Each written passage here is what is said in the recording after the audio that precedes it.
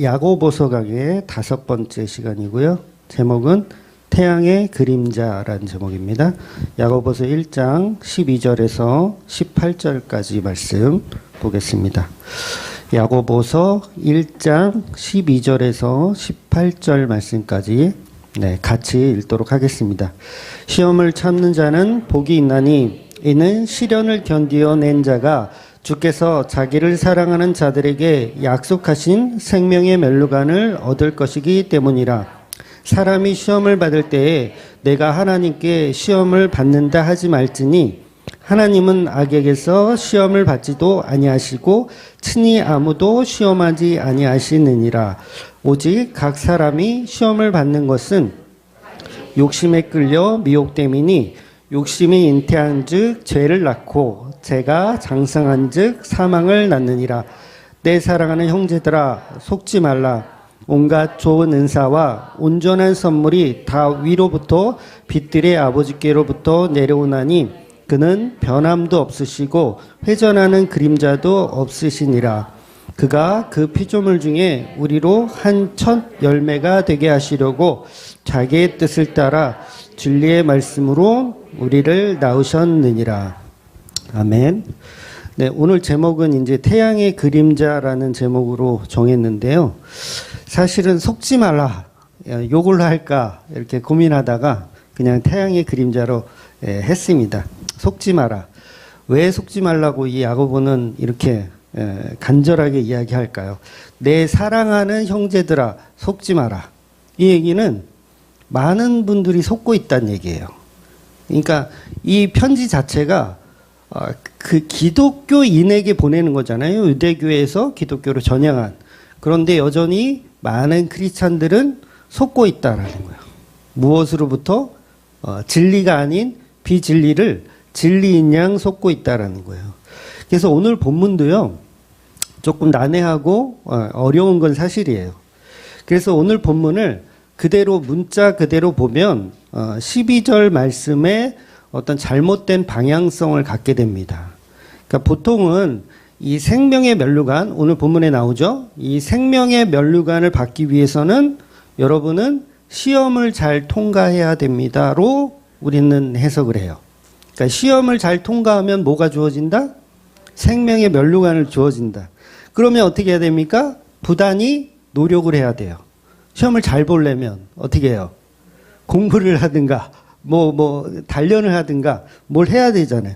그러니까 우리 신앙생활에 점수를 매겨서 그 점수의 어떤 그 점수의 결과를 가지고 이게 생명의 멸류관을 받을 만한 놈인지 아니면 이게 탈락시켜야 할 놈인지 이거를 결정한다라고 생각하는 거예요. 그래서 보통 이제 대학에서 말하는 A 학점 이상이 되어야 생명의 멸류관을 주고 C 학점이다. 그러면 얘는 좀 애매하니까 다시 공부해라. 그리고 F 학점은 뭐예요? 떨어뜨리는 거예요. 탈락시켜버리는 거예요. 생명의 멸류관을 너는 없어. 너는 탈락. 그러니까 우리가 성경을 볼 때 처음부터 인간의 평가로 생각하면 안 돼요. 성경 자체가 인간에게 좋은 평가를 받기 위해서 우리가 부단히 노력해야 되는 그 말씀으로 보아서는 안 된다는 거죠. 그러니까 생명의 멸류관을 주겠다라는 이 근거를 우리는 시험 잘 봐서 생명의 멸류관을 얻겠다. 이런 방향성을 보면 오늘 본문을 잘못 이해하고 있는 거예요. 그래서 야고보는 속지 마라. 이렇게 이야기하고 있는 겁니다.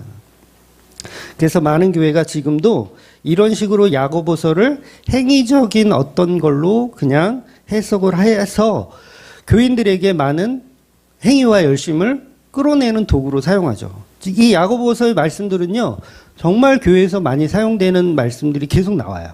그러니까 오늘 본문도 아마 교회를 좀 오래 다니신 분들은 많이 들어본 내용일 거예요. 그래서 많은 교회가 이런 잘못된 방식으로 성경을 해석하고 우리에게 적용하더라는 거죠. 우리가 이 땅을 사는 동안 하나님이 주신 인생의 문제들, 여러분 다 문제들이 있죠.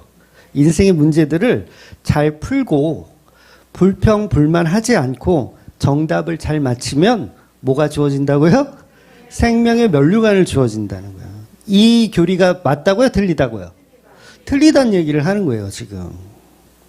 예를 들면 이스라엘 백성들이 광야 생활하면서 얼마나 불평불만 많이 했어요. 그러니까 4일이면 갈 길을 40년이 걸렸어요. 환장할 노릇이죠. 근데 그 이유가 뭐예요? 하나님 앞에 불평했다. 순종하지 않고 하나님 앞에 자꾸 죄를 범했다. 그러니까 주어진 환경에 감사하지 않고 불평했다라는 거죠. 그래서 40년이 걸렸다. 그러면 어떻게 해야 돼요, 우리가? 불평하지 말고 하나님 말씀에 잘 순종해서 그 길을 가면 4일이면 간다. 이렇게 가르치면 이건 기독교가 아니라는 거예요. 어려우세요? 네, 잘 이해해 보세요. 우리 인생에 닥쳐오는 문제들을 불평불만하지 말고 시련을 잘 견디어서 욕과 같이 잘 참아내면 생명의 면류관을 보상으로 주어지는 식의 말씀은 전부 방향성이 틀리다라는 거예요. 그래서 속지 마라. 이렇게 이야기하고 있는 거예요. 우리가 출애굽기를 통해서 출애굽기 강해를 다 했죠. 출애굽기 강해를 통해서 우리가 조금 이스라엘 삶을 좀 조명해 봤어요. 아직 민수기를 더 사실은 보면 더 세밀하게 우리가 알 수 있는데 그 내용을 보면 뭡니까? 인간들의 삶의 반응을 통해서 구원이 주어지는 것처럼 보이지만 인간들의 삶의 반응, 하나님 앞에 불평불만 안 하는 거. 그런데 그런 내용을 성경은 다루는 게 아니라 본질적으로 전부 예수 그리스도를 모형하고 있는 이야기들이라는 거예요. 요거를 잘 구분해서 보셔야 된다는 거예요. 저와 여러분이 순종하나 아니면 불평불만을 하나 이 이야기는 그냥 껍데기이고 본질을 설명하기 위한 껍데기들일 뿐이고 본질은 예수님을 설명하기 위한 과정들이라는 거예요. 출애굽기가 왜 있어요? 예수님을 설명하기 위한 과정이에요. 우리 인간의 불평불만을 하지 말고 하나님 잘 섬겨라 그 얘기를 하고 싶은 게 아니라는 거예요. 6월절에 어린 양이 희생됐습니다. 여러분의 소중한 어린 양을 하나님께 바치면 구원받는다는 얘기인가요? 아니잖아요. 그러니까 하나님이 지시했어요. 어린 양의 피를 발라라 했을 때 인간의 그 순종을 하나님이 기뻐 받으셨다는 얘기인가요? 아니라는 거예요. 그 속에는 본질적으로 예수 그리스도가 어떻게 희생되어서 십자가의 구원을 이루시는지를 설명하고 싶은 게 본질이라는 거죠. 그래서 6월절 양이 희생되는 것은 곧 십자가에 죽으신 예수 그리스도를 모형하는 거라는 거예요. 하늘에서 만나가 내려요.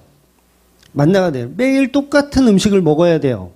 그 불평하죠. 짜증나죠. 이게 본질인가요? 아니에요. 그 만나가 누구를 상징하는가? 그 만나가 무엇을 예표하고 있는가를 보라는 거예요. 그 만나는 뭐죠? 예수님의 살과 피예요.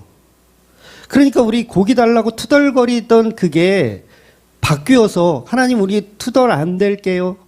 우리는 이거 만나면 충분합니다. 아이고 기특하다. 너는 천국, 너는 생명의 면류관 줄게. 이게 복음이 아니란 얘기예요.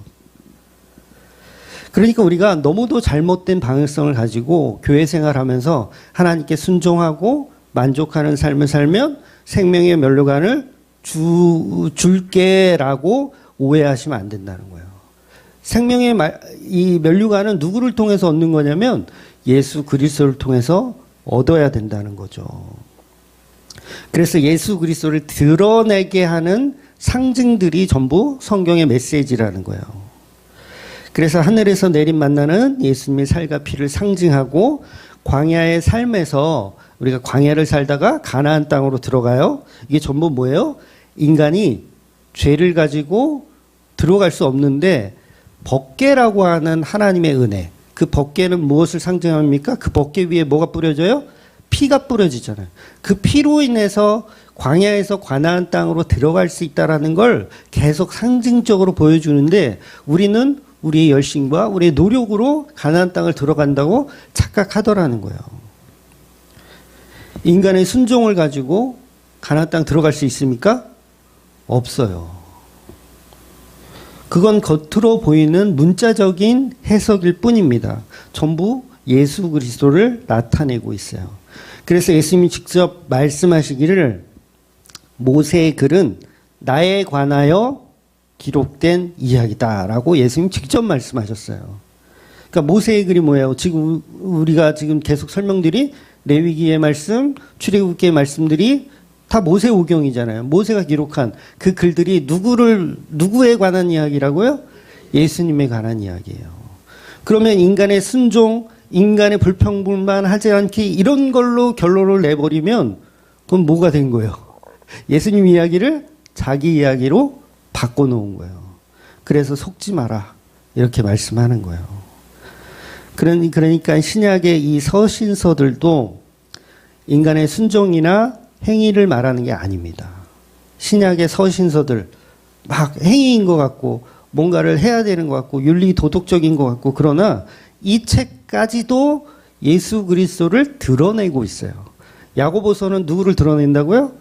예수 그리스도를 드러내는 거예요.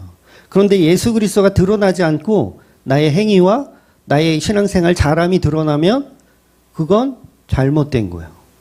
속지 마라. 이 얘기를 또 해야 된다는 거죠. 이것이 성경을 해석하는 아주 기본적인 틀입니다. 여기서 벗어나시면 안 돼요. 창세기도 출애굽기도 레위기도 민수기도 전부 예수 그리스도를 드러내야 된다는 거예요. 여기서 벗어나면 뭐가 됩니까? 그냥 종교가 되는 거예요. 불교나 유대교와 같은 종교가 되는 거예요. 하나님께 순종하여 겸손하여 열심히 살아라. 이게 뭐예요? 종교예요. 불교에도 그걸 가리킵니다. 유대교도 가리키고요. 모든 종교가 신 앞에 불평불만 하지 말라고 가리켜요. 근데 기독교만 특이하게 불평불만보다 더 깊은 은혜를 보는 거예요. 그 속에 예수 그리스도를 발견해야 된다. 그래서 착한 교인 만들기, 순종하는 교인 만들기, 겸손한 교인 만들기, 거기서 속으시면 안 돼요. 그런 얘기를 처음부터 하고 싶은 성경이 아니에요. 성경은 인간의 덕을 세우는 것을 목적으로 하지 않고 예수라는 그분이 죄인된 우리를 어떻게 해방시키시는지, 우리를 어떻게 구원하시는지, 우리를 어떻게 생명의 면류관으로 끌어가시는지를 설명하더라는 거죠. 오직 십자가에 죽은 그 예수로 인해서 완성되는 하나님의 나라를 증거하는 게 성경의 목적이에요. 이걸 복음이라고 합니다. 여러분, 우리가 우리의 삶에서 순종하며 하나님 말씀 잘 듣는 게 복음이 아니에요. 그거는 거짓 복음입니다. 복음은 오직 십자가에 죽은 예수가 하나님 나라를 완성하셨다를 믿는 거예요. 그래서 교회의 대부분의 교회들이 지금도 행위 위주의 인간의 윤리 도덕을 가지고 그걸 교리로 만들어서 하나님이 주신 문제의 정답을 위해서 부단히 노력해서 뭔가 생명의 면류관을 얻는 것으로 이렇게 오해하고 가르치고 있다라는 거죠. 이런 해석들은 전부 명백하게 잘못된 해석입니다. 그래서 본문 13절에는 이런 어리석은 해석을 막기 위해서 하나님은 아무에게도 시험을 받지도 않으시고 시험하지도 않으신다는 말씀을 미리 하고 있는 거예요. 그러니 저와 여러분이 열심히 신앙생활 하는 것들, 이것을 본문에서는 이제 은사라고 표현하는데, 우리가 각종 은사를 우리가 개발하고 그것을 교회에서 써먹으면 마치 나는 충실한 하나님이 주신 문제를 충실히 잘 이행한 사람으로 잘못 오해를 하더라는 거예요. 나는 이 정도면 A 학점이지.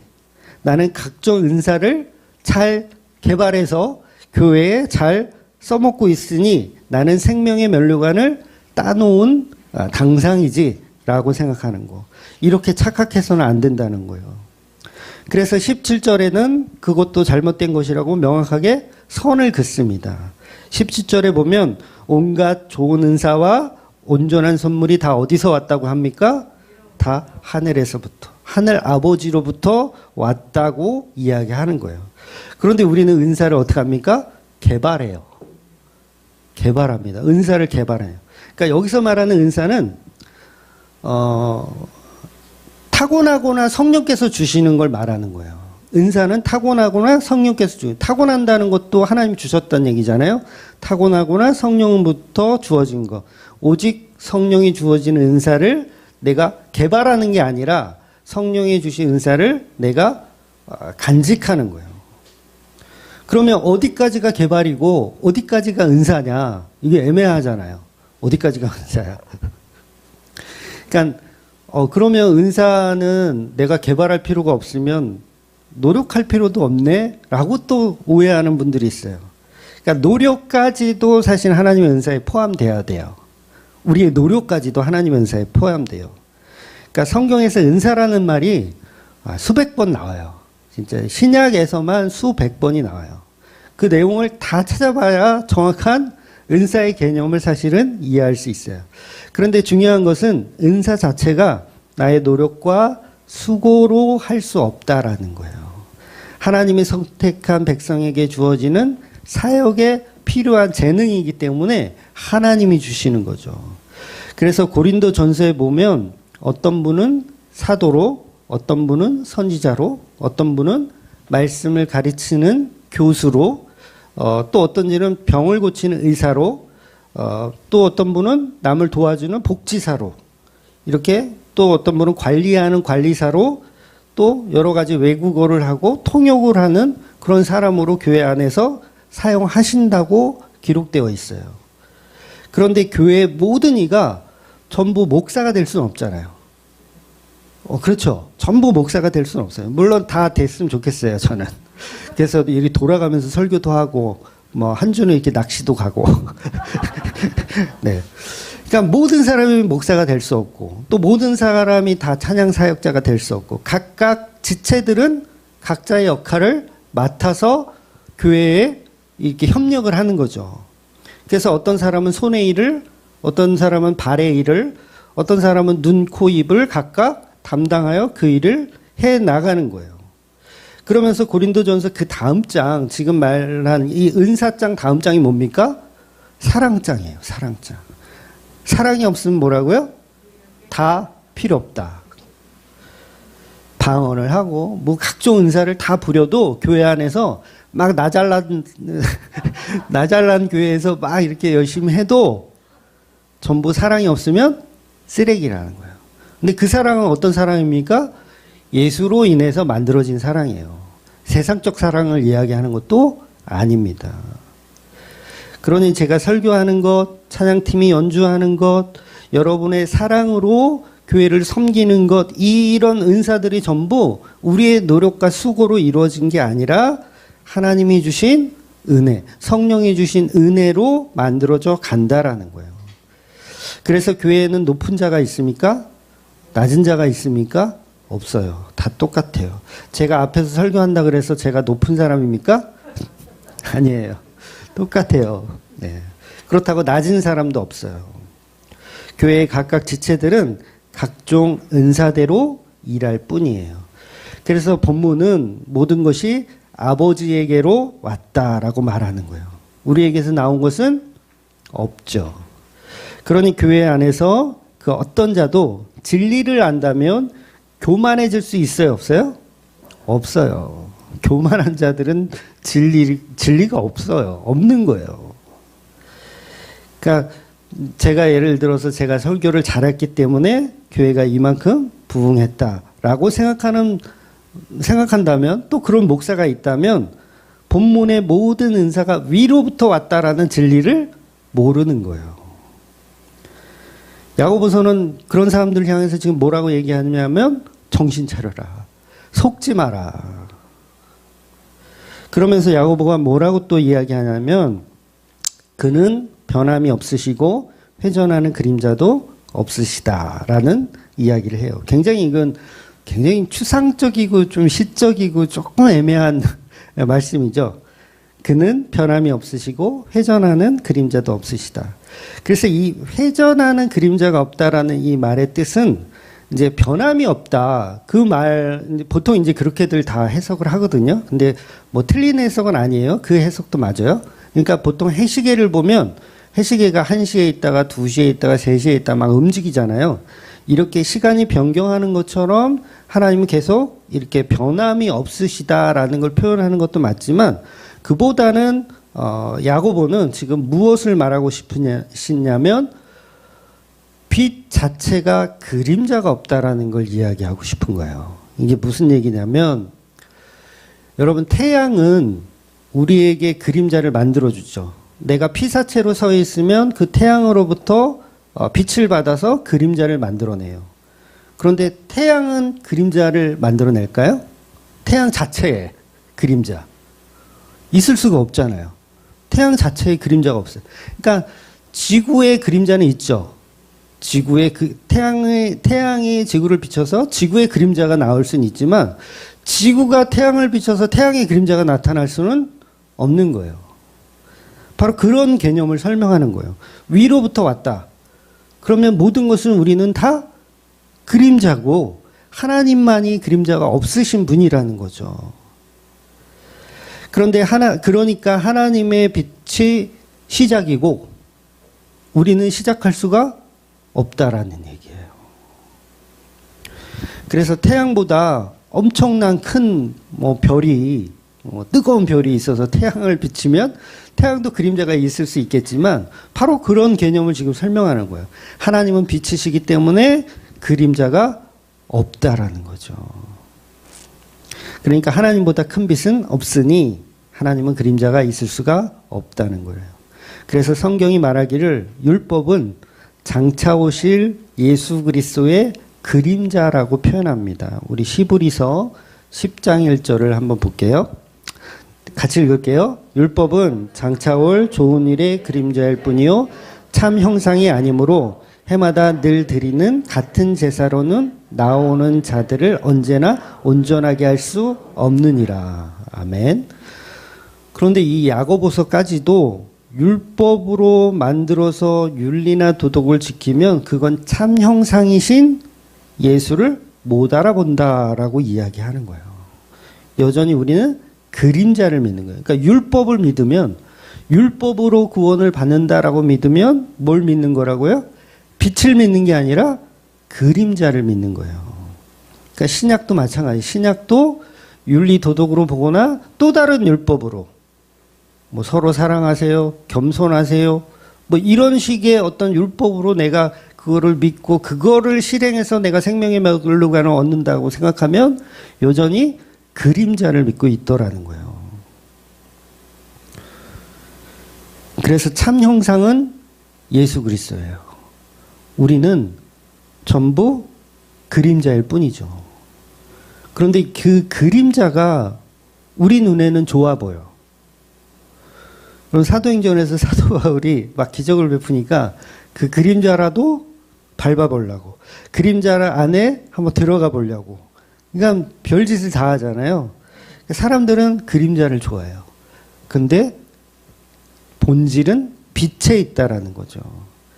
그러니까 모든 시작은 전부 하나님께로 나와야 된다는 거예요. 은사가 어디에서 나온다고요? 하나님에게로. 신앙이 어디에서 나온다고요? 하나님에게로. 우리의 생명은 하나님에게로. 그래서 모든 인간의 역사가 전부 하나님의 그림자일 뿐이에요. 그러니까 역사를 통해서 뭘 봐야 되냐면 하나님을 봐야 되고 하나님이 이 땅에 성육신하여서 오신 그 빛을 봐야 된다는 거죠.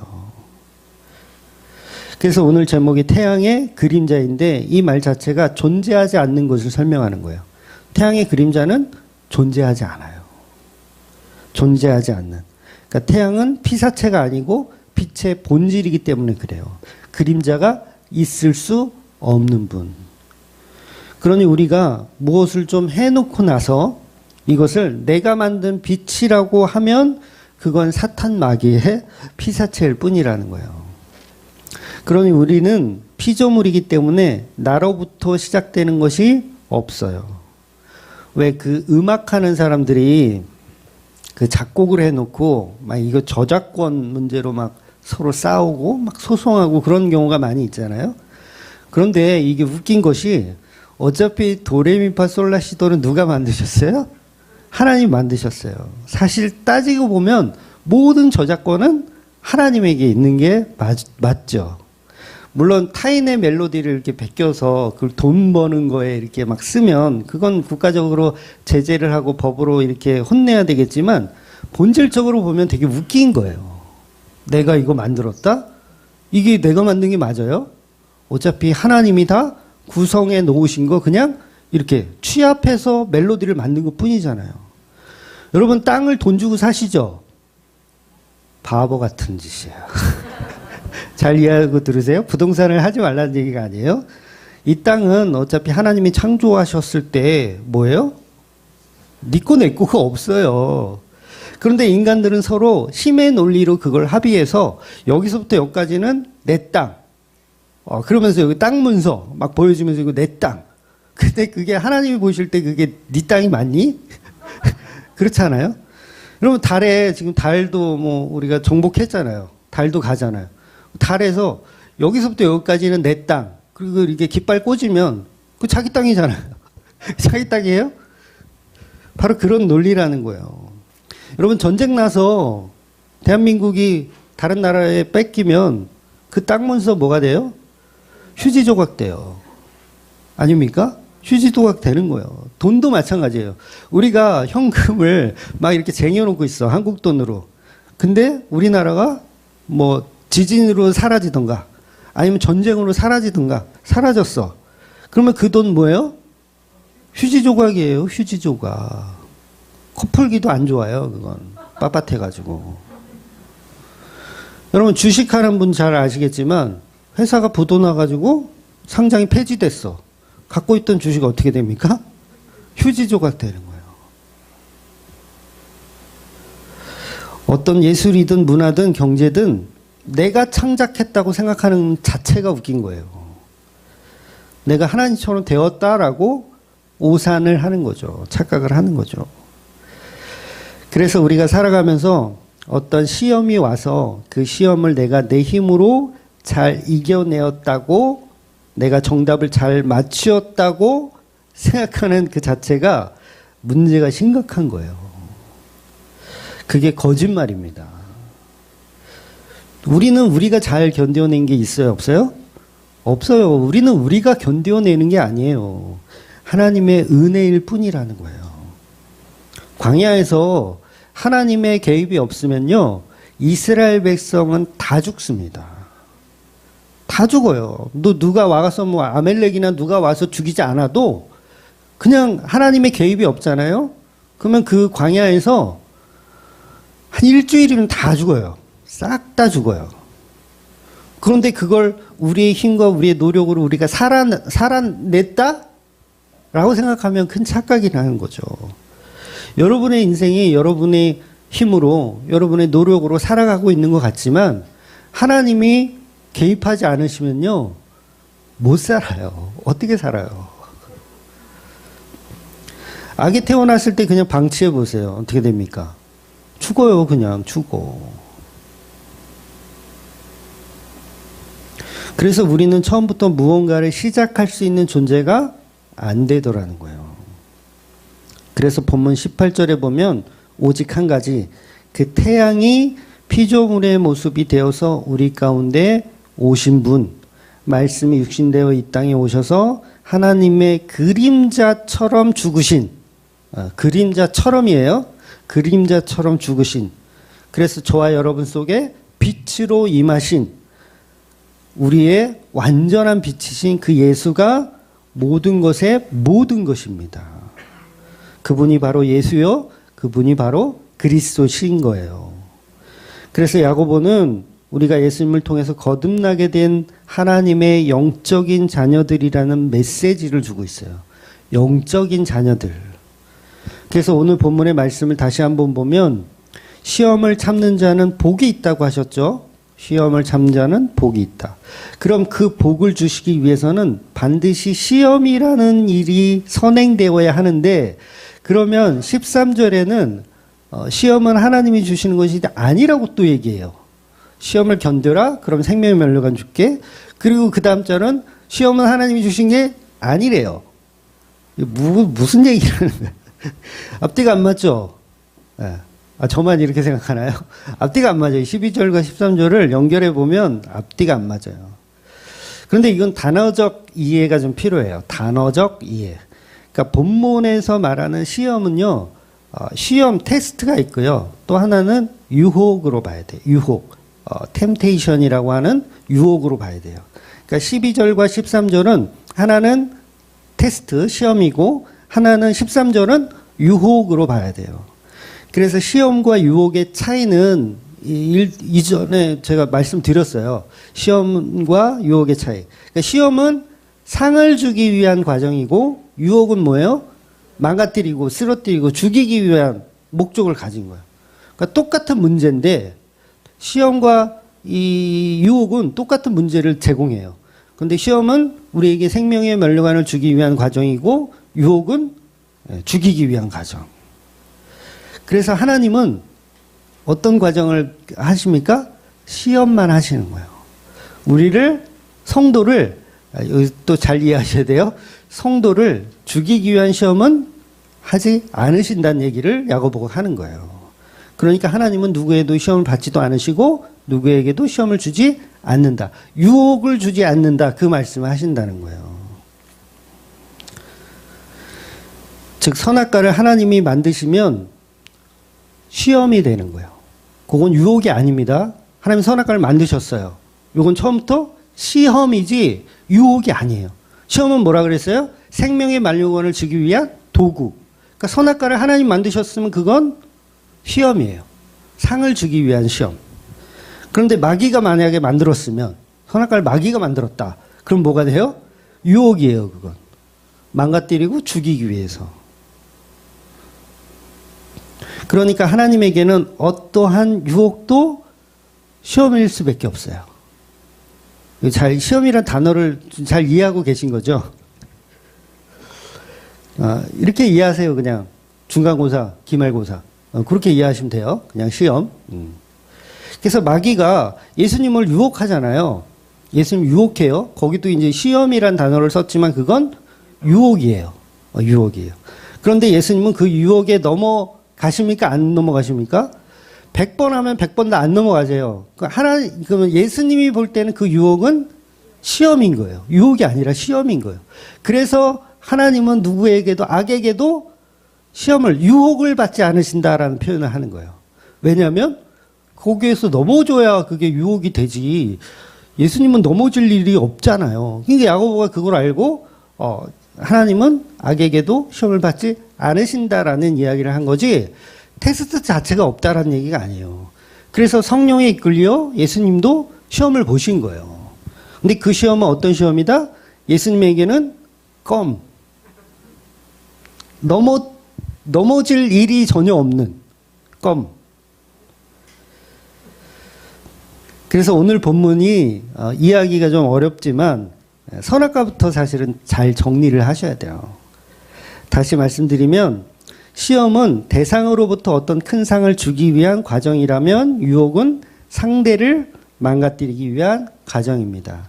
즉 본문에서 야고보의 말은 하나님은 우리에게 상을 주시기 위한 시험을 하시지 죄에 빠뜨리고 지옥을 보내기 위한 유혹을 하지는 않으신다는 말씀을 하는 거예요. 다시 말해서 똑같은 선악과가 있어도 악인들에게 그 선악과는 유혹이 되는 것이고 성도들에게 똑같은 선악과는 은혜를 위한 과정이 되는 거예요. 결과적으로 본문의 바른 이해는 하나님은 우리에게 생명의 면류관을 주시기 위해 시험을 하시지만 유혹을 하지는 않으신다는 말씀을 하는 거예요. 그래서 유혹은 하나님이 주신 것이 아니고 우리가 우리의 정욕 때문에 유혹에 빠지는 거예요. 야고보가 다 이걸 설명하고 있어요. 그러니까 하나님은 유혹해서 지옥 보내려고 한 게 아니라 우리의 죄 때문에, 우리의 정욕에 쓰려고 하기 때문에 유혹에 빠지더라는 거예요. 그러니까 쉬운 예가 이거예요. 이게 요리 시험을 이제 조리사 자격증을 따러 딱 시험장에 갔어. 근데 도마하고 칼을 딱 주네. 그래서 뭘 하라는 거예요? 요리를 하라는 거죠. 그럼 시험이에요. 요까지만 하면 시험이에요. 근데 이 칼을 딱 보니까 얘 생각이 딱 나서 옆 사람한테 이 칼을 들이대고 돈 내놓으라고 하는 거야. 이게 뭐라고요? 이거 유혹을, 그러니까 시험을 유혹으로 바꾼 거예요. 누가? 내 욕심이. 아니, 시험 잘 보라고 자격증 따라고 칼하고 도마를 줬더니 그걸 가지고 얘 생각이 나가지고 옆 사람에게 칼을 들이대며 돈 내놓으라고 하는 거예요. 누가 이렇다고요? 인간이 이렇다는 거예요. 갑자기 칼을 보니까 강도로 돌변을 하더라는 거죠. 그건 은혜로운 이 도구를, 생명의 면류관을 주기 위한 그 도구를 유혹으로 자기가 바꿔서 유혹에 빠져버리는 거예요. 그러니까 자기가 유혹을 만들어내는 거죠. 그럼 뭐예요? 내가 마귀예요. 그러니까 마귀 사탄은 유혹을 만들어내잖아요. 제가 말씀드렸죠? 천사가 타락하면 사탄이 되고 인간이 타락하면 사탄 새끼가 된다. 네.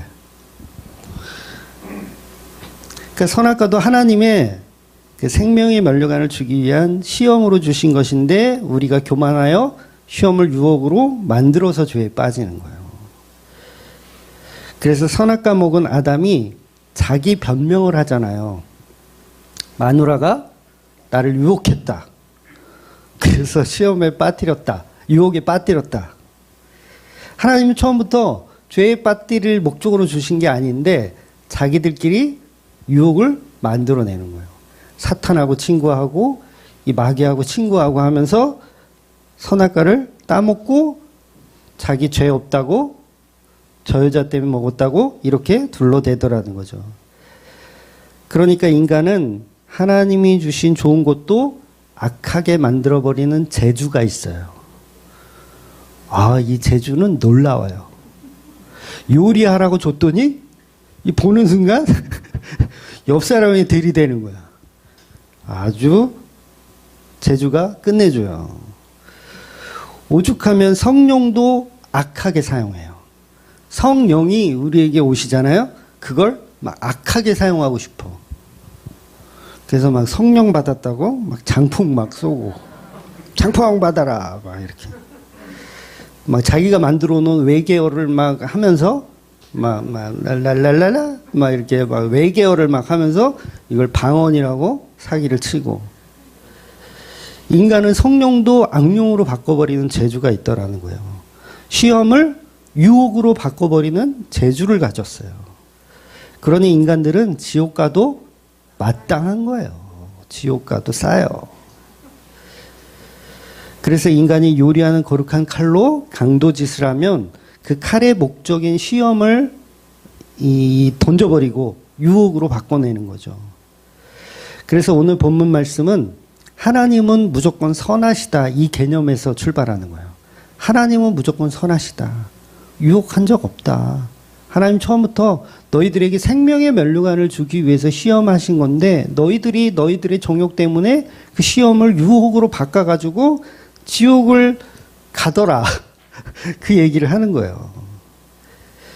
그래서 하나님은 선하시다. 이 말이 뭐예요? 태양은 그림자가 없다. 하나님은 빛이시다. 피사체가 아니시다. 피조물이 아니시다. 즉 하나님은 선한 분이기 때문에 유혹으로 보이는 선악과를 만들었어도 그것은 우리에게 선을 주기 위한 도구라는 거예요. 근데 이 개념을 모르면 어떻게 됩니까? 하나님은 왜 선악과 만들어서 나를 죄에 빠지게 했어요?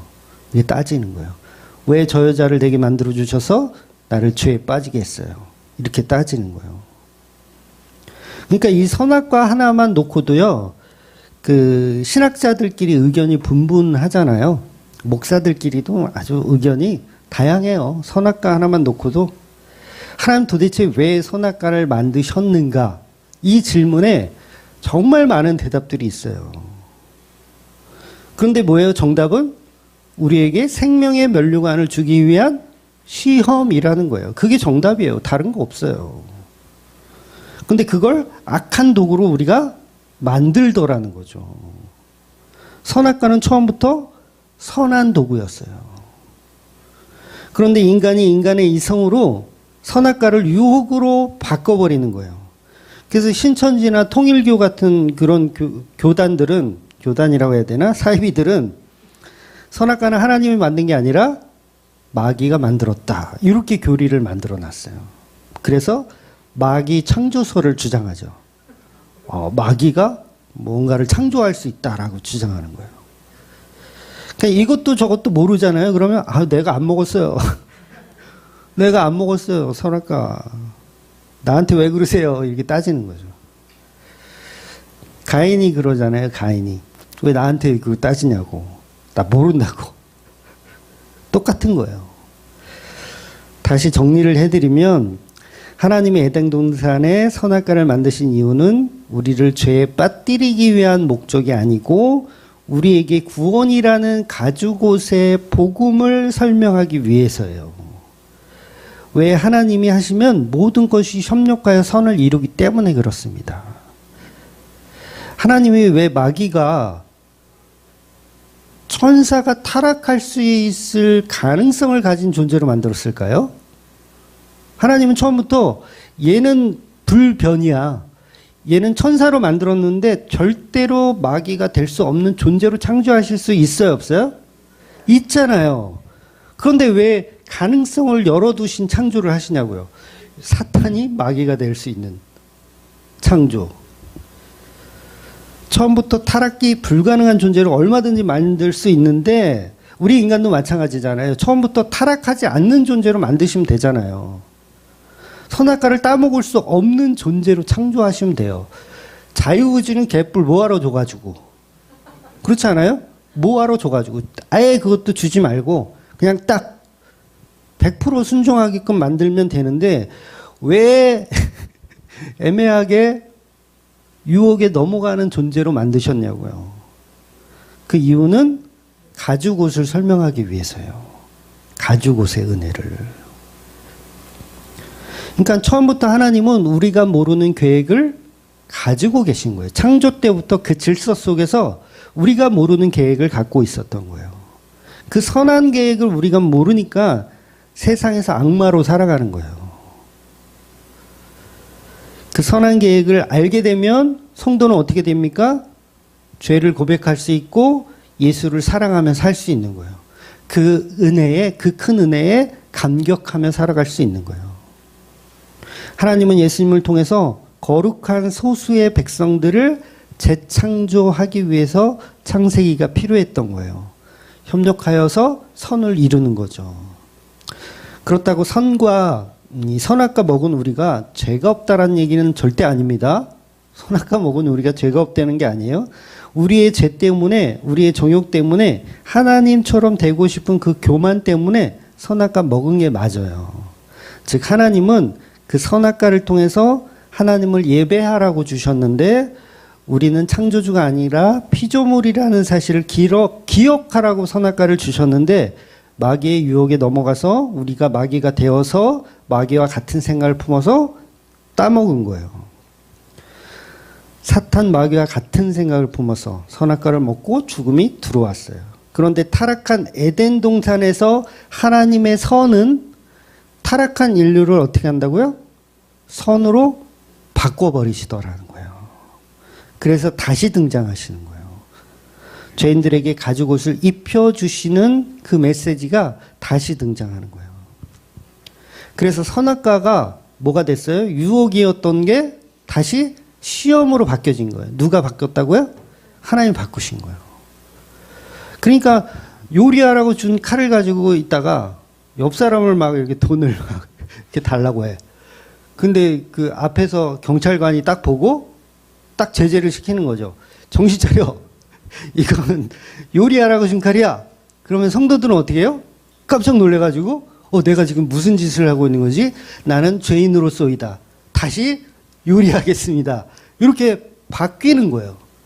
그래서 협력하여 선을 이루는 거예요. 성도와 협력하여 선을 이루는 거.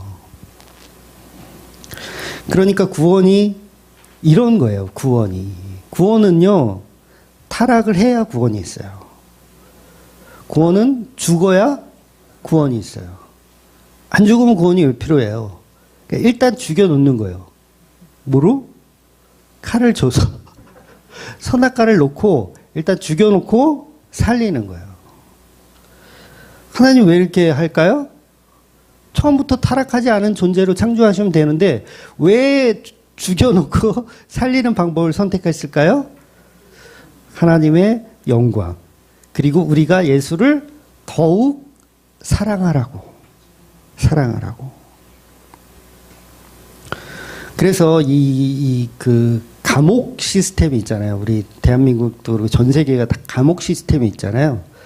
그게 그러니까 뭐 좋은 점과 나쁜 점이 있는데 그 나쁜 점은 뭐냐면 감옥에 가면 더 나쁜 걸 배워가지고 나와. 그래서 막 이 전과라 그러죠? 1번 맞나요? 전과가 계속 늘어나. 그게 뭐야? 들어갈 때마다 더 나쁜 걸 배워가죠. 그런데 오히려 좋은 거는 처음에 딱 들어갔을 때, 아, 이게 나쁜 짓을 하면, 이렇게 고통스럽구나. 정말 힘들구나. 다시는 죄를 짓지 말아야지. 하는 게, 이게 그 목적이잖아요. 감옥을 만든 목적. 그러니까 두 가지 부류가 다 있는 거예요. 그러니까 우리 안에도 성도가 있고 이 세상은 성도를 흉내내는 자들이 있다라는 거죠. 그래서 용서 없는 구원은 없어요. 반드시 용서가 있어야 돼요. 그리고 죄가 없는 구원도 없어요. 그러니까 죄를 알고 나면 더 뭐예요? 그 죄의 더러움을 알고 다시는 범죄하지 않게 되는 그런 방향성을 갖게 되는 거예요. 그래서 하나님은 처음부터 타락하지 않는 존재로 만든 게 아니라 타락이 가능한 존재로 만드신 거예요. 뭘 알라고? 나의 죄를 알고 예수의 은혜를 더 알라고 그렇게 창조하시는 거예요. 그래서 천국 가는 모든 백성들은요, 자기의 죄를 알까요? 알아요. 나는 죄를 도대체 모르겠어요 하시는 분은 조금 더 살아보세요. 죄가 나올 거예요, 곧. 그래서 죄인들이 예수님의 피를 의지해서 천국 가는 거예요. 의인들은요, 천국에 못 가요. 왜? 피의 의지성이 없으니까. 그래서 지옥 가는 자들은요, 나는 거룩한데 왜 나를 지옥 보내냐고 따져요. 나는 예수 없어도 죄 안 짓고 살았는데 나를 왜 지옥 보내냐고 따져요. 내가 사기를 쳤어. 내가 뭐 살인을 했어. 나를 왜 지옥 보내. 이러고 따지는 거예요. 그런데 성도는 모두가 나는 죄인이로소이다 라고 고백하는 거예요. 그러니까 진짜 성도는요, 하나님 앞에 섰을 때 칭찬받아야 된다는 생각을 할 수 있을까요? 그거 말도 안 되는 거예요. 특히 사역하시는 분들, 전도사님이나 뭐 목사님들이나 흔히 말하는 오류 중에 하나가 뭔지 아세요? 정말 저는 듣기 싫은 얘기인데, 목사들이 가끔 이렇게 설교하면서 간증하잖아요. 그러면 나는 여러분들한테 인정받고 싶지 않습니다. 저는 천국 갔을 때 하나님 앞에 하나님이 아이고 충성된 종아 잘 수고했다 이 말 한마디 들으면 됩니다. 이게 굉장히 그럴듯하잖아요. 그런 걸 개수작이라고 하는 거예요. 차라리 여기 있는 동안 교인들에게 인정을 받고 정말 윤리도덕적으로 잘 살아서 교인들한테 인정을 받고 천국에 갔을 때는 하나님 제가 무슨 자격으로 여기에 왔는지, 제가 무슨 충성된 일을 무엇을 했다고 저를 이렇게 이 자리까지 인도해 주셨는지 저는 몸둘 바를 모르겠고 저는 도저히 이 은혜를 감당할 수가 없습니다. 저는 무익한 종입니다 라고 고백하는 사람들이 진짜 아닐까요? 제 논리가 이상한가요? 저는요, 이게 사랑이라고 봐요. 이게 죄의 인식이라고 보는 거예요. 그런데 우리가 너무 종교화돼서 막 사람들한테 인정받지 않아도 하나님 앞에서는 내가 충성된 종이라 그럼 눈물 흘리면서 생명의 면류관 받는 야 사진 좀 찍어 나 생명의 면류관 이걸 기대하더라는 거예요. 목사들이. 야, 나 이게 진짜인지 가짜인지 저는 참 애매해요. 그렇지 않아요? 그러니까 짜증 날 수밖에 없어. 그런 얘기를 들으면. 얼마나 부끄러웠어요. 우리가 얼마나 부끄럽습니까? 하나님 앞에 섰을 때 과연 우리가 하나님 앞에 은혜를 받을 만한 존재가 되는가? 그래서 차라리 우리는 지옥과도 마땅한 종입니다. 이 고백을 하는 게 진짜 성도라는 거예요. 진짜 복음은 자기를 죄인인 걸 알아요. 근데 가짜 복음은 자기를 죄인이라고 생각 안 해요. 그러니까 막 상급 타령하고 내가 천국 갔을 때 막 맨션 아파트에 막 이런 거 기대하잖아요. 도대체 그 안에 정말 죄가 있는지, 그 안에 복음이 있는지 저는 좀 묻고 싶어요. 그래서 욥기에 그 난제가 여러 가지 나오잖아요. 욥기에 보면 마귀 사탄이 욥을 유혹하는데 하나님이 허락하는 거. 이것도 난제잖아요. 근데 하나님은 왜 욥을 허락했냐면 그 관점이 다른 거예요. 사탄은 유혹을 하는 거고 하나님은 시험을 하는 거예요. 관점이 달라요. 똑같은 걸 지금 똑같은 현상을 주는데 그래서 그걸 합의하잖아요. 하나님과 사탄이 합의하잖아요. 그러니까 마귀가 아무리 유혹해 놓아도 하나님은 자기 사람을 유혹에 빠지지 않게 살려내시기 때문에 그래요. 그래서 그걸 시험으로 바꿔서 인내와 승리로 만들어 내시더라는 거예요. 그러니 욥이 훌륭합니까? 아니에요. 욥이 훌륭한 게 아니에요. 하나님은 복을 주시기 위해서 시험을 하시는 거예요. 시험을 하시는 거. 욥이 훌륭한 게 아닙니다. 현상은 똑같은데 그 상황을 지켜보는 마귀와 하나님이 서로 다른 관점을 가지고 계신 거예요. 그래서 하나님이 함께 하신다면 우리는 그 어떤 유혹도 시험으로 바뀔 수 있는 거예요. 그러니까 사탄이 우리를 아무리 유혹해서 죄에 빠지게 하더라도 결국은 하나님이 그 유혹을 시험으로 바꾸셔서 생명의 면류관을 우리에게 주시는 거예요.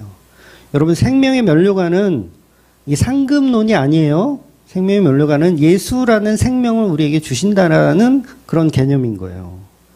예수 그리스도의 보혈의 피를 우리에게 선물로 주신다. 그래서 하나님이 주시는 것은 처음부터 유혹이 아니고 시련이라는 거예요. 시련.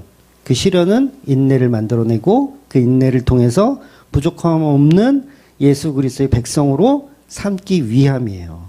이것을 하나님의 지혜라고 1전에 말씀드렸죠. 이게 하나님의 지혜예요. 그러니 에덴 동산의 선악과 속에 하나님의 엄청난 지혜가 들어있어요. 선악과 그 나무 안에, 그 열매 안에 하나님의 엄청난 지혜가 들어있어요. 근데 사탄은 그걸 몰라요. 예수님의 십자가 속에 엄청난 하나님의 지혜가 들어있어요.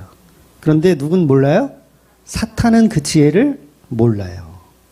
그러니 마귀는 성도를 아무리 괴롭히고 저주하게 만들어도 하나님의 지혜는 욥을 지켜내는 것처럼 지켜내시는 거예요. 그 이유가 뭐냐면 하나님은 욥을 사랑하시기 때문에, 욥을 사랑하는 피조물이기 때문에 지켜내시는 거예요. 그래서 하나님이 그 욥을 지켜내시기 때문에 결과적으로 욥은 유혹을 당한 것이 아니라 하나님의 시험을 당한 거예요. 잘 견뎌내면 뭐예요? 생명의 면류관이 주어지는 개념이에요. 그래서 아담과 하와도 문자적으로 보면 유혹으로 보지만 사실은 생명의 면류관을 주기 위한 과정이었던 거예요. 근데 욥의 세 친구들이 욥에게 찾아와서 네가 유혹에 빠졌고 네가 죄를 지어서 재산도 날아가고 자식도 다 죽고 건강도 이렇게 된 거다. 죄의 대가라고 비복음을 계속 얘기해요. 비복음을. 그들은 뭐예요? 하나님의 지혜를 모르고 있는 거예요. 모르고 있는 거예요. 오늘날에도요, 이런 논리로 복음을 훼손하는 자들이 많이 있어요. 그래서 지금도 선악과 먹지 말라고 가르쳐요. 선악과 절대 먹지 마. 아니요, 우리는 선악과의 유혹을 벗어날 수 있는 존재가 못 됩니다가 복음이에요. 우리는 그 유혹에 벗어날 수 있는 재주가 없습니다. 그러니 십자가의 은혜만 믿는 것이 복음입니다가 복음인 거예요. 근데 선악과 먹지 말라고 가르치잖아요. 물론 이 말은 선악과 마음 놓고 먹으란 얘기는 아니에요. 잘 이해하셔야 되는데 마음대로 처먹으란 얘기가 아니라 선악과를 먹으면서 우리가 얼마나 마귀 새끼인지 우리가 얼마나 유혹에 연약한지를 알라는 거예요. 선악과 먹고 그거 나 맛있게 먹었다 이거 자랑하라는 얘기가 아니에요. 부끄러워하라는 거죠. 나 먹을 수밖에 없는 존재입니다. 나 지옥 가도 마땅한 존재입니다를 죄를 인정하는 거예요. 근데 또 반대로 또 영지주의 쪽으로 넘어가면 선악과 먹고 그거 먹은 거 자랑하죠.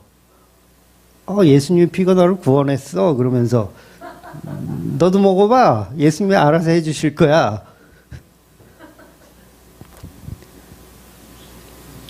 그런 얘기가 아니라는 거예요. 성경은 모든 인류가 죄에 빠졌다고 하죠. 그러면 모든 인류가 선악과를 먹을 수밖에 없다라는 얘기를 하는 거예요. 근데 그거 먹지 말라고 가르치면 어떡하자는 거예요. 우리는 먹을 수밖에 없는 존재라고 가르쳐야죠. 그런데 그 예수님도 사랑하는 성도들을 위해서 그 선악과를 받아 먹으시는 거. 그게 뭐예요? 십자가잖아요. 그래서 우리는 선악과 먹고 그 사랑을 알고 나서 잘 먹었다가 아니라 선악과를 먹고 나서 예수님의 사랑을 배웠어요. 그러면 잘 먹었다가 아니라 내가 먹은 선악과를 토해낼 수밖에 없는 거예요. 울락울락 하면서 내가 이거 왜 먹었지? 울락울락 이렇게 토해낼 수밖에 없는 거예요. 이게 뭐예요? 나는 죄인으로서이다. 죄인으로서이다. 나를 떠나소서. 나는 당신의 아내 될 자격이 없습니다. 막 토해내는 거예요. 이 더러운 나의 이 육신을 어떻게 앓고 토해내는 거예요. 근데 우리는 먹지 말자고 가든가 아니면 먹어서 배부르다. 너무 좋아. 이렇게 가든가죠. 둘 다 틀린 거예요. 먹지만 토해낼 수밖에 없는 나의 죄성을 발견하는 거. 그래서 하나님의 지혜는 유혹을 선한 시험으로 바꾸시는 거예요. 그래서 1장 2절에서도 시험을 만나거든 어떻게 여겨라? 기쁘게 여겨라. 그 속에 반드시 하나님의 지혜가 있기 때문이에요. 그래서 저와 여러분이 성도라면 우리는 유혹되는 것이 아니라 단련되는 겁니다. 그러니까 여러분의 인생에 문제들이 있어도요, 의연하게 대처하세요. 단련되는 중이구나라고 그냥 생각하시면 돼요. 그러니까 이게 영화도 끝까지 봐야 되잖아요. 영화도 끝까지 봐야 내용을 알죠. 감독의 의도를 여러분이 알아요? 하나님이 내 인생을 어떻게 끌어가실지 다 압니까? 몰라요. 그러니까 끝까지 봐야죠. 지난주 축구 보셨어요? 이번 주 축구 보셨어요? 질 줄 알았어요. 1대0으로 지다가 갑자기 동점골을 넣더니 이제 그 경기 다 끝났어요. 이제 추가 시간 몇 분 줬는데 맨 마지막에 추가 시간 한 1, 2분 남았나? 그때 아주 멋진 골을 넣었죠. 그래서 16강 갔잖아요, 우리가. 16강 갔는데 끝날 때까지 끝난 게 아니더라고요. 그러니까 우리가 하나님의 지혜가 있으면 뭐예요? 끝날 때까지 끝난 게 아니니까 끝까지 인내할 수 있어요. 근데 하나님의 지혜가 없으면 포기하죠. 하나님 나한테 왜 그러셨어요? 이런 샹 그러면서 포기하죠. 그런데 하나님의 지혜를 끝까지 신뢰한다면 끝까지 믿고 가는 거예요. 비록 내가 선악과 먹은 죄인이지만 그 가죽옷의 은혜를 알기 때문에 끝까지 견뎌낼 수 있는 거예요. 그래서 우리는 하나님의 지혜 없음을 우리 스스로 판단해서는 안 된다는 거예요. 즉 선악과를 먹은 것은 하나님이 나에게 복을 주기 위한 과정으로 보셔야 되는 거예요. 그래서 진짜 성도는 선악과가 얼마나 큰 죄이며 또 그게 얼마나 은혜인지를 볼 수 있는 거예요. 그래서 창조주의 자리에서 내려와서 피조물의 자리에서 하나님을 바라볼 수 있는 그 자리. 여러분 지난주 오후 설교에서 하나님이 죄를 범한 아담과 하와에게 가죽옷을 입혀주셨잖아요. 범죄한 인간에게 예수라는 십자가를 아담과 하와에게 입혀주시는 거예요. 그래놓고 어디로 보내요? 세상, 에덴 동산을 쫓아내죠. 세상으로 보내진 거예요. 그 말은 뭐예요? 여전히 내가 너와 함께 하겠다라는 증거가 가죽옷이에요. 그래서 아담과 하와가 범죄를 해서 쫓겨났으면 어떻게 해야 돼요? 하나님을 욕하고 저주해야 되죠. 아, 치사하게 그거 하나 먹었다고 우리를 이렇게 내팽개치냐? 옷 한 벌 주고 아 치사하다 이러면서 저주해야 맞는데 아담과 하와는 하나님을 저주하지 않았어요. 자식들에게도 하나님을 제사하라고 가르친 거예요. 그래서 가인과 아벨은 부모에게 배운 대로 하나님을 예배하려고 제사를 드렸어요. 그런데 가인은 가죽옷과 상관없는 제사를 드렸고 아벨은 가죽옷을 예표하는 제사를 드린 거예요. 그래서 하나님은 아벨과 그의 제사만 받으시고 가인의 제사는 받지 않으시죠. 그래서 가인이 화가 나서 아벨을 때려 죽이잖아요. 그리고도 가인은 하나님 앞에 회개하지 않아요. 가인의 회개는 뭐여야 했었나요? 가인의 회개는 내가 아벨을 죽인 죄인입니다가 회개예요. 그렇게 고백했어야 되는데 가인은 내가 내 아우를 지키는 자입니까? 이런 식으로 회개하지 않아요. 결국 가인은 예수를 죽여놓고 내가 예수를 언제 죽였냐고 거짓말하는 거죠. 여러분 성도는요 100% 내가 예수를 죽인 죄입니다를 고백해야 돼요. 이게 없으면 복음을 본질적으로 잘못 오해하고 있는 거예요. 속지 말아요. 이거 속으면 안 돼요. 아벨이 내가 드린 제사 틀렸다고 얘기하잖아요. 가인에게. 그러니까 본질적인 게 그렇다는 거예요. 아벨이 막 그렇게 얘기했다라는 게 아니라 내 제사가 틀렸다고 누가 얘기해요? 하나님이 얘기하잖아요. 가인 너 제사 틀렸다. 그러면 어떻게 해요? 아벨을 때려 죽이는 것은 곧 하나님을 때려 죽이는 거예요. 부정하는 거잖아요. 그러니까 저와 여러분에게 어떤 사람이 너 예배하는 거고 틀렸어. 너 잘못된 예배 드리고 있어. 그러면 어떻게 돼요? 그거 얘기한 새끼를 딱 끌어다가 죽여버리면 내 예배가 정당하게 되죠. 이게 예수를 죽이는 거야. 그래서 성도의 본질은 가인에서부터 출발해야 돼요. 아벨에서부터 출발하는 게 아니라 가인에서부터 출발하는 거예요. 내가 아벨을 때려 죽인 죄인입니다 해서 출발하는 거예요. 내가 예수를 죽인 죄인입니다. 성경에서 복 있는 사람이라는 표현을 많이 하죠. 시편 1편도 그렇고 복 있는 사람. 그 누구 얘기하는 줄 아세요? 예수님 얘기하는 거예요.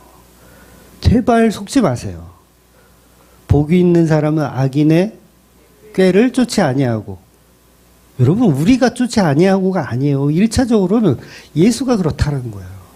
그럼 우리 어떻게 해야 돼요? 우리 그거 못하니까 우리는 예수를 믿어야 되는구나를 보셔야 돼요. 제발 속지 마세요. 시편 1편 막 벽에다 붙여놓고 마치 우리가 그렇게 살고 있는 것처럼 찬양하고 뭘 찬양하는 거예요? 예수님을 찬양하는 게 아니라 나를 찬양하는 거예요. 나 그렇게 살고 있잖아. 복 있는 사람처럼 살고 있잖아. 자기가 자기를 찬양하고 있는 거예요. 속지 마셔야 돼요. 그거 예수님 얘기하는 거예요. 우리는 다 죄인이에요. 다 양 같아서 다 죄 길로 가요. 누구만 복 있는 사람이에요? 예수님만 복 있는 사람이에요. 근데 그것도 모르고 전부 우리를 찬양하죠. 우리가 그럴듯한 사람이냐. 야곱이 왜 개고생합니까? 자기 욕심 때문에. 자기 욕심 때문에. 욕심을 부려도 너무 욕심을 부려요. 야곱은. 가만히 있어도 하나님이 알아서 어련히 장자의 역할을 만들어 주실 텐데 욕심 부리는 거예요. 그래서 우리 인생에서는요, 예수만이 답입니다. 여러분이 예수의 자리로 가려고 하지 마세요.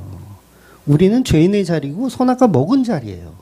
그런데 선악과를 안 먹을 수 있으신 분은 예수님밖에 없는 거예요. 유혹을 이겨낼 분은 예수님밖에 없고, 복의 근원은 우리가 아니라 예수님인 거예요.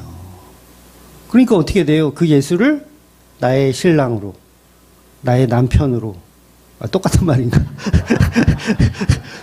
나의 아내로, 남자 같은 경우는 비유적으로 나의 아내로 여길 수 있는 거예요. 그러니까 나는 부족하지만. 그러니까 저와 여러분은 이 세상의 그림자에 속아서는 안 돼요. 진짜 빛이신 그 예수님이 날마다 필요한 존재로 가야 된다는 거죠. 그러니 태양이신, 그림자가 없으신 그 예수님을 전적으로 믿고 사시는 저와 여러분이 되시기를 주의 이름으로 축원드리겠습니다. 아멘. 기도하겠습니다.